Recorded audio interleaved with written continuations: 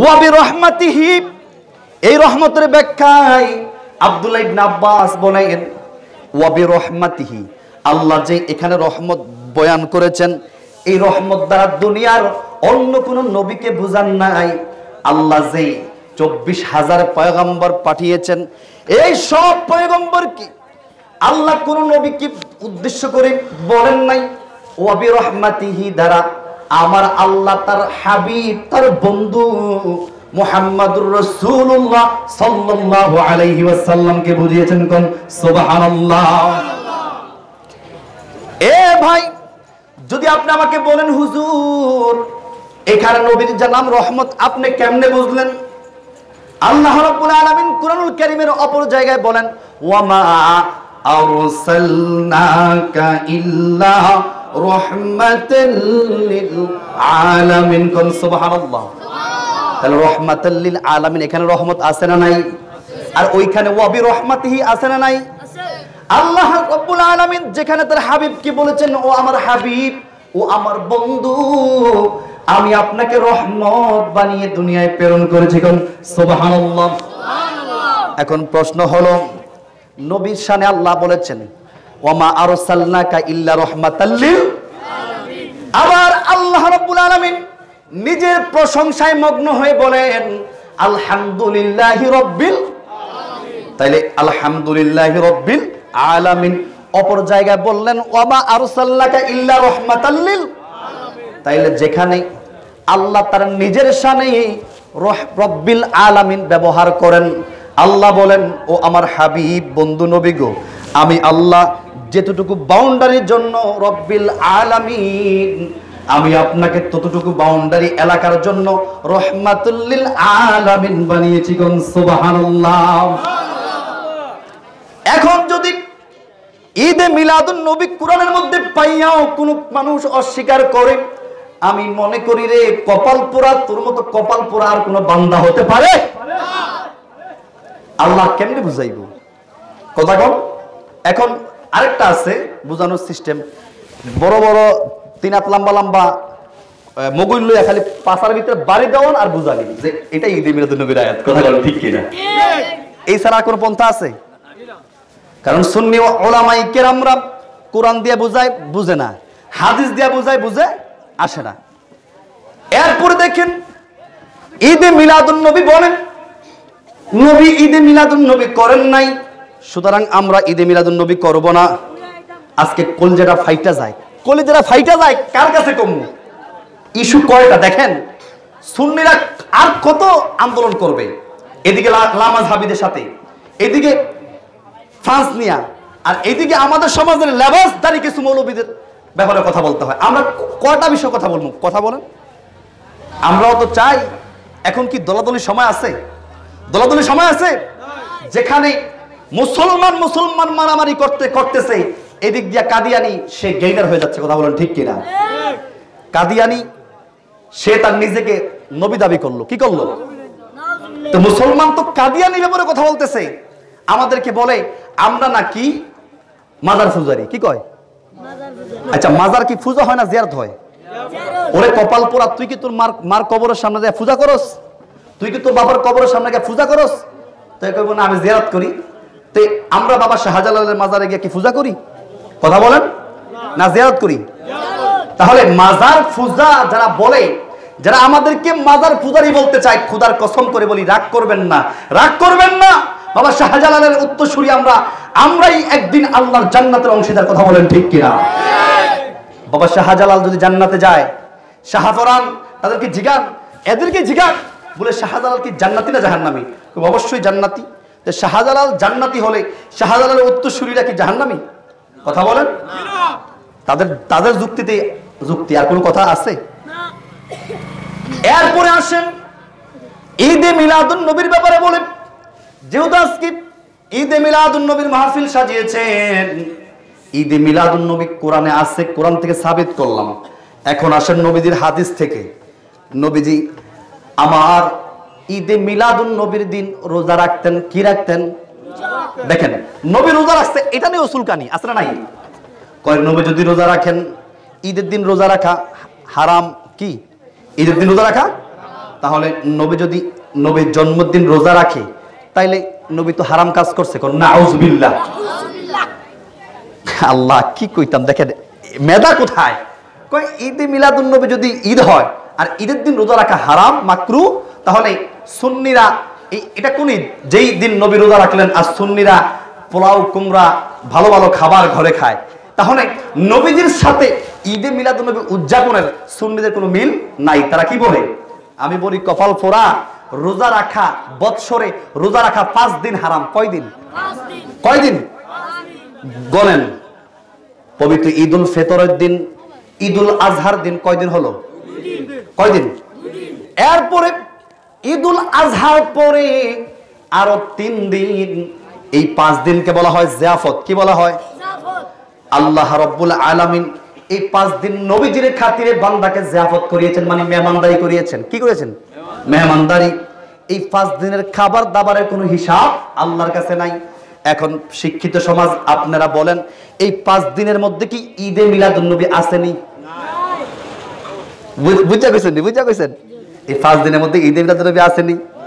এখন তুমি যদি বলো সুন্নিরা ঈদের দিন ঈদে মিলাদুন নবীর দিন যদি নবী রোজা রাখে, সুন্নিরা কেন ঈদ করে?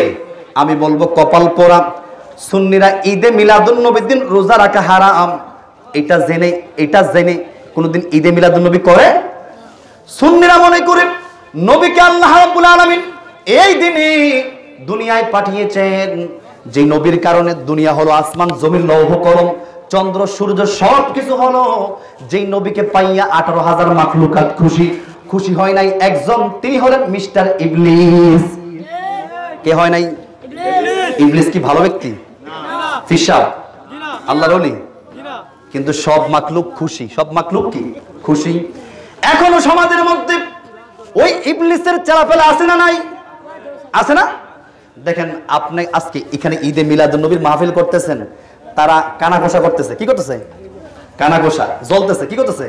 কাটার মধ্যে মলম লাগিয়ে গেছে। কথা বলেন ঠিক কিনা?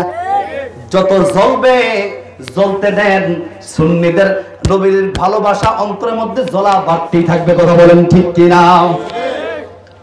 আসেন হাদিস শরীফ, নবী আমার বলেন, আমার কোন উম্মত যদি ঈদে মিলাদুন নবীকে ভালোবেসে, ঈদে মিলাদুন নবীকে মোহাব্বত করে, নবীর সাহাবী আবু বকর সিদ্দিক রাদিয়াল্লাহু তাআলা আনহু একখানা হাদিস শরীফ আন-নি'মাতুল কুবরা আলাল আলামে নামক কিতাবের মধ্যে আসছে। আবু বকর সিদ্দিক বলেন, যেই ব্যক্তি রাসূলের মিলাদ মাহফিলের মধ্যে খুশি হইয়া 1 দিরহাম খরচ করবে। কয় দিরহাম? 1 দিরহাম। কানা রাফিকিল জান্নাহ, ওই আল্লাহর বান্দা নবীর উম্মত আমি আবু বকর সিদ্দিকের সাথে আমার খেজমতে একই জান্নাতে বসবাস করবে। কোন সুবহানাল্লাহ। এটা কি সুসংবাদ না দুঃসংবাদ? বুঝছেন তো? এই জন্য আমরা বলি ঈদে মিলাদুন নবী এটা সুন্নিদের আমল। কোন কপাল পোড়া ঈদে মিলাদুন নবী করার দরকার নাই। তোর মতো ব্যক্তি ঈদে মিলাদুন নবী করলেই কি আয়, না করলেই কি যায়? কথা বলেন ঠিক কিনা? আপনারা বলেন এই যে ফ্রান্সের মুসলমান আজকে লাঞ্ছিত। কথা বলেন ঠিক কিনা? আজকে বিশ্বের মুসলমানের কলিজার টুকরা নবী মুহাম্মদকে নিয়ে যখন কটূক্তি করলো, আপনারা বলেন ফ্রান্স কেন, গোটা বিশ্বের সব মুসলমান যদি নবীজির শানে বেয়াদবি করে, আমার নবীর সম্মান কি 1 বিন্দু কমাইতে পারবে? পারবে? আর যদি সব মানুষ নবীজির শানে দাঁড়ায় দাঁড়ায় ইয়া নবী সালাম পড়ে সব মানুষ কিয়াম করে, আপনারা বলেন নবীর সম্মান 1 বিন্দু বাড়াইতে পারবে? আল্লাহ বলেন ওয়ারাফা'না লাকা যিক, ও নবী আমি আপনার সম্মানকে বুলন্দ করেছি, বাড়াইছি। কোন সুবহানাল্লাহ। এ আল্লাহ আপনি আমার নবীর সম্মান কত বাড়াইছেন? বলে এতটাই আমি রাসূলের সম্মানকে বুলন্দ করেছি। দুনিয়ার সব মানুষ যদি নবীর ঠ্যাং ধরে টানে, একদল আছে কিনা? কয় নবী আপনি মাটির তৈরি, আপনি উপরে যাবেন কেন? আপনার সম্মান এত উপরে উঠবে কেন? আপনি মাটির নবী, আপনি মাটিতেই থাকেন। কথা কোন নাউজুবিল্লাহ। আছে না নাই? যদি পৃথিবীর সব ওহাবি চ্যালেঞ্জ করলাম, যদি ঈদে মিলাদুন নবীকে প্রমাণ করতে পারো, কোনদিন আর এই বড় গলায় কথা বলবো? যদি প্রমাণ করতে পারো নাজায়েজ, কোনদিন আমরা এই বড় গলায় আর কথা বলবো? যদি প্রমাণ করতে পারো ইয়া নবী সালাম আলাইকা পড়া বেদাত। একটা হাদিস শরীফ যদি দিয়া প্রমাণ করতে পারো, সুন্নিরা কথা দিলাম কোনদিন আর আমরা পড়ব, কিন্তু দেখাইতে পারবে।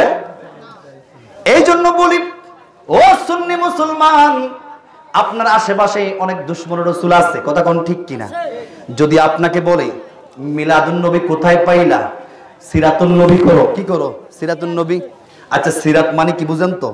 সিরাত শব্দের অর্থ হলো নবীর 63 বছর জিন্দেগি, আর মিলাদুন নবী হলো নবীর জন্ম। কিছু কপাল পোড়া আলেম কিছুদিন আগে ইউটিউবের মধ্যে দেখলাম এক ব্যাককল আলেম নামক দাজ্জাল, কাজ্জাব, নতুন দাজ্জাল। এই দাজ্জালের নাম হলো আবরার। কি আবরার? এই দাজ্জাল বলতেছে ঈদে মিলাদুন নবী কোরআনেও নাই, হাদিসেও নাই, নবীজির একটা হাদিস শরীফ দেখাইতে পারবেন না। আমি বলি, তোর কয়টা হাদিস শরীফ লাগে? তুই সুন্নি বড় উলামায়ে কেরামের কাছে যাওয়া লাগবে না, আমার কাছে আয়, আমার কাছে আয়। একটা না হাজার হাজার হাদিস দেখামু যেখানে নবী নিজের ঈদে মিলাদুন নবী নিজেই করেছেন। কোন সুবহানাল্লাহ। কিন্তু যদি বলেন একটা হাদিস দেখা যেখানে নবীর ঈদে মিলাদুন নবী নাই, সে কিয়ামত পর্যন্ত খুঁজেও পাবে। তারা একটা কথা বলে, কয় নবী আপনার 23 বছর জিন্দেগিতে নবুয়তি পাইছে। কয় বছর জিন্দেগিতে? কয় যদি নবী 23 বছর জিন্দেগিতে নবুয়তি পায়, নবী 23 বছরের আগের জিন্দেগির কোনো কথা নেওয়া যাবে? নাউজুবিল্লাহ। আমার পূর্বে যিনি বক্তব্য রেখেছেন তিনি বলেছেন আমার নবী তো বর্তমান নবী নয়, আমার নবীকে আমার আল্লাহ কুনতু আদামু নাবিয়ান বাইনাল মাই ওয়াত তিন। কোন সুবহানাল্লাহ। আমার নবী বলেন আমি তখন থেকে নবী যখন হযরত আদম মাটি আর পানিতে গড়াগড়ি করে। কি করে? মাটি আর পানিতে গড়াগড়ি করে। আর আমি রাসূল নিজ চোখে দেখেছি আল্লাহ তার কুদরতি হাতে হযরত আদমকে সৃষ্টি করেছেন। কোন সুবহানাল্লাহ। তাইলে আমার নবী কি এখন নবী না আগ থেকেই নবী? নবী বলেন কুনতু আদামু নাবিয়ান বাইনাল মাই ওয়াত তিন, আমি তখন নবী যখন হযরত আদম মাটি আর পানিতে গড়াগড়ি করে। কোন সুবহানাল্লাহ। যাই হোক, আমি বলতেছিলাম ঈদে মিলাদুন নবী এটা সুন্নিদের আমল, এটা আশিকে রাসূলদের আমল। কথা বলেন ঠিক কিনা? কোন দুশমনকে দিয়া আল্লাহ তার নবীর সম্মান গাওয়াইবেন না। আল্লাহ যার জবান দিয়া নবীজির সম্মান গাওয়ান এরা হলো সুন্নি। বলে হুজুর প্রমাণ কি? আল্লাহ রাব্বুল আলামিন জানেন নবীর দুরূদের বিরোধিতা করবে একদল। কথা কোন ঠিক কিনা? মিলাদের বিরোধিতা করবে একদল। আল্লাহ জানে না? আল্লাহ জানে। এই জন্য আল্লাহ নিজেই তার রাসূলের উপর দুরূদ শরীফ পড়ে। কোন সুবহানাল্লাহ। আল্লাহ রাব্বুল আলামিন বলেন ইন্নাল্লাহা ওয়া মালাইকাতাহু ইউসাল্লুনা আলান নাবিয়্যিন, আমি আল্লাহ এবং আমার সব ফেরেশতারা। কে বলেন? আমি আল্লাহ এবং আমার সব ফেরেশতারা ইউসাল্লুনা আলান নাবিয়্যিন, আমার নবীর উপর দুরূদ শরীফ পড়ে। কোন সুবহানাল্লাহ। আপনি যদি জিজ্ঞাসা আল্লাহ আপনি নামাজ বান্দার উপর ফরজ করলেন, নামাজ আপনি পড়েন না। আল্লাহ বান্দার উপর রোজা আপনি ফরজ করলেন, রোজাও আপনি রাখেন না। আল্লাহ গো হজ করা বান্দার উপর ফরজ করলেন, হজও আপনি করেন না। আপনি হজও করেন না, সুতরাং আল্লাহ গো আপনি কেন দুরূদ শরীফ পড়েন? কোন সুবহানাল্লাহ। কি বলছে আল্লাহ? আপনি কেন দুরূদ শরীফ পড়েন? আল্লাহ রাব্বুল আলামিন তখন উত্তরে এটাই বলবে, আমি আল্লাহ জানি দুনিয়ার ওহাবিরা আমার রাসূলের সম্মান বয়ান করতে চাইবে না, নবীর সম্মান দিবে না। এই জন্য আমি আল্লাহ নিজেই আমার নবীর উপর দুরূদ শরীফ পড়ি। কোন সুবহানাল্লাহ। তাইলে দুরূদ শরীফ পড়া, নবীর উপর দুরূদ শরীফ পড়া এটা কার আমল? কার আমল? এখন তোমার মতো ওহাবি পড়লেই কি আসে আর না পড়লেই কি যায়? বুঝেন নাই? এই জন্য আমরা সুন্নিরা সাইডটা একালি, সাইডটা কয়ালি, সাইডটা একালি। এগরে আমরা 16টায় একালি গনি না, 16টায় একালি গনি। বুঝেন নাই? সাইডটায় তো একালি হয়, মানে আমার দেশের ভাষা একালি, এক হালি। এই দেশে কি কয়? এক হালি কয়নি, চাঁদপুরে আবার এক হালি কয়। তুই কয় যে সাইডটা একালি, তো এদেরকে আমরা 16টায় একালি গনি কেননা এই জন্য গনি না, কারণ তোর সাথে 5 মিনিট কথা বললে 5 মিনিট কথা বইলা একটা তথ্য ভিত্তিক কোনো দলিল পাওয়া যাবে না। কিন্তু সুন্নিদের সাথে বস দেখ কি আছে, বস দেখ কি আছে, কথা বুঝেন নাই? এই 10 বছর 12 বছরের দাওরা দিয়া মাস্টার্সের সার্টিফিকেট পাওয়া যায়, কিন্তু মাস্টার্স যোগ্যতা প্রমাণ করা, মাস্টার্সের সার্টিফিকেট নিয়ে মন্ত্রণালয়ে বসা, একটা চেয়ারে বসে কথা বলা বড় কঠিন, কথা বলেন ঠিক কিনা? এত সোজা? 10 বছর 12 বছরে দাওরা দিয়ে আইসা আমি তো মাস্টার্স, আমি কি? আর সুন্নিরা গোটা 22 বছর 23 বছর 25 বছরে পইর মনে করেন যে এরা মাস্টার্স শেষ করে কোনো কথা বলতে দ্বিধা করে, চিন্তা করে। আর এগুলো কয়েকদিন মক্তবে যাইয়া, কয়েকদিন মক্তবের বারিন্দায় পইরা আইসা এমন এমন ফেতনা ছড়ায়, যে ফেতনা রসুলের যুগে কোনো কাফেররা করে নাই, কথা বলেন ঠিক কিনা? রসুল বলেন যে আব্দুল্লাহ ইবনে উবাই ইবনে সুলুল নবীর দুশমন, নবীর কি দুশমন, এও এত ক্ষতি করে নাই, মুনাফিকগুলো যে ক্ষতি করতেছে ইসলামের, কথা বলেন ঠিক কিনা? এগুলো মুনাফিক, এগুলো কি মুনাফিক। ঈদে মিলাদুন নবী এটা আজকের আমল না। ঈদে মিলাদুন নবী কে করেছেন একটু শুনবেন নি, সময় দিবেন নি? ঈদে মিলাদুন নবী, নবীর জন্ম, এর অর্থই বুঝে না, এর অর্থ বুঝে না। কই ঈদে মিলাদুন নবী অর্থ হলো নবীর জন্মে খুশি, নবীর জন্মে খুশি। কিন্তু নবীর জন্মে খুশি হয় নাই শয়তান, সব খুশি, সব কি খুশি হয় নাই কে? শয়তান। আল্লাহ বলেছিলেন ওয়াইদ ক্বালা রাব্বুকা লিল মালাইকাতি ইসজুদু লিআদামা ফাসাজাদু ইল্লা ইবলিস।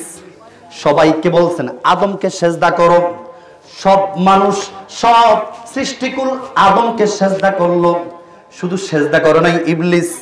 কিন্তু এর আগে ছিল মুআল্লিমুন মালাইকা। আল্লাহর একটা হুকুমকে লঙ্ঘন করার জন্য বিশ্ববিখ্যাত মুহাদ্দিস আব্দুল্লাহ ইবনে আব্বাস বলেন ওই দিন আদমকে সেজদা করে নাই ইবলিস, এজন্য কারণ আদমের পেশানিতে ছিল নূরে মুহাম্মদী, কোন সুবহানাল্লাহ। নূরে মুহাম্মদী থাকার কারণে আদমকে সেজদা দেয় নাই। এখন যদি বলেন হুজুর নূরে মুহাম্মদী থাকার কারণে কেন সেজদা দিল না? কারণ ইবলিস জানে আদম সন্তান হবে নবী মুহাম্মদুর রাসূলুল্লাহ। যখন নবী মক্কা নগরীতে 570 খ্রিস্টাব্দে মা আমেনার ঘরে তাশরিফ আনলেন, তাশরিফ আনার পরে মা আমিনা বলে আমার সন্তান যখন দুনিয়ায় ভূমিষ্ঠ হলো, দুনিয়ায় আসলো, আমি দেখলাম আল্লাহর সব সৃষ্টিকুল খুশি, খুশিতে আত্মহারা, কোন সুবহানাল্লাহ। মা আমিনা বলে আমি একদিন ঘরের মধ্যে ঘুমায় আছি, হঠাৎ করে দেখলাম আমার ঘরের ছাদটা 2 ভাগ হয়ে গেছে, সুবহানাল্লাহ পড়েন। ঘরের ছাদটা 2 ভাগ হয়ে গেল, আল্লাহর আসমান দেখা যায়। তখন আমি আসমানের দিকে তাকায়া আমি খুব ভয় পাইলাম, ভয় পাই আমি আসমানের দিকে তাকায়া রইলাম, দেখলাম 2 অংশের মাঝখান দিয়া একজন বৃদ্ধ মানুষ আমার দিকে তাকায় আছে, কোন সুবহানাল্লাহ। একজন বৃদ্ধ মানুষ আমার দিকে তাকায় আছে। আমি তখন বললাম আপনি কে, কেন আপনি আমার দিকে এমনি ভাবে তাকিয়ে আছেন? তখন ওই বৃদ্ধ লোক বলে আমেনা রে ভয় পাইও না, যেই আল্লাহ আরশটাকে 2 ভাগ করিয়া, তোমার ঘরের ছাদকে 2 ভাগ করিয়া আমি আদমকে তোমার কাছে পাঠিয়েছি একটা মাত্র কারণ, ওই কারণটা হলো তোমাকে সুসংবাদ দেওয়ার জন্য, কারণ তোমার মাধ্যমেই দুনিয়ায় আসবে নবী মুহাম্মদুর রাসূলুল্লাহ, সুবহানাল্লাহ।